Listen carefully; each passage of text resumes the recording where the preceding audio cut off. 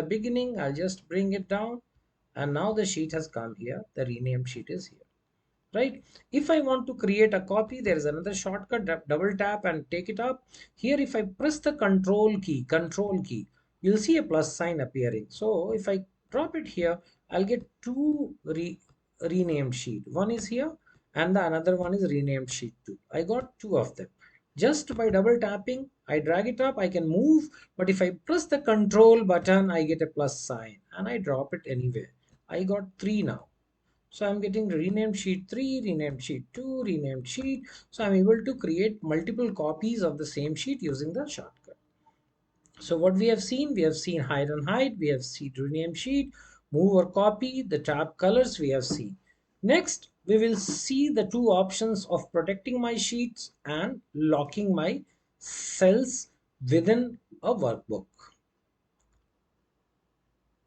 Now for protection, what we need to do, like for this sheet, if I want to protect this sheet so that nobody is able to write anything. Right now, if I want to write anything here, I want to write name, I'm able to write it. The city, am able to write it. But if I want to protect the sheet, I can go to the format option, click on the protect sheet. It will ask for a password. So if I give a password, okay, and if I say okay, it will reconfirm the password. And if I say okay, now this sheet is protected. If I try to write it, it will give me a message that this sheet is protected and you cannot write anything on this sheet. Now, anyone who is having the password will only be able to make changes, otherwise it is not possible. So if I want to make change, I have to click on this format and I'll get the option of unprotect sheet. If I click on unprotect sheet, now it is asking me the password. If I have the password, I give it and enter. Now it is unprotected. And now if I want to write anything here, I'll be able to type now. So if we want to protect our sheet, the option is available in the format and I can go there and I can easily protect my sheet from here. The next option which we can see is doing partial protection. So suppose I have got some cells. Here I'll select some cells. I'll give them a color and a border. And if I want that, this is the particular area where somebody can write. If I'm sharing it with my team and I want them to fill some data, and I have given them these columns that you have to fill this data only in this set of cells, but you cannot make any changes around. So what I can do is I can allow them to work only on these cells and all other cells will be locked.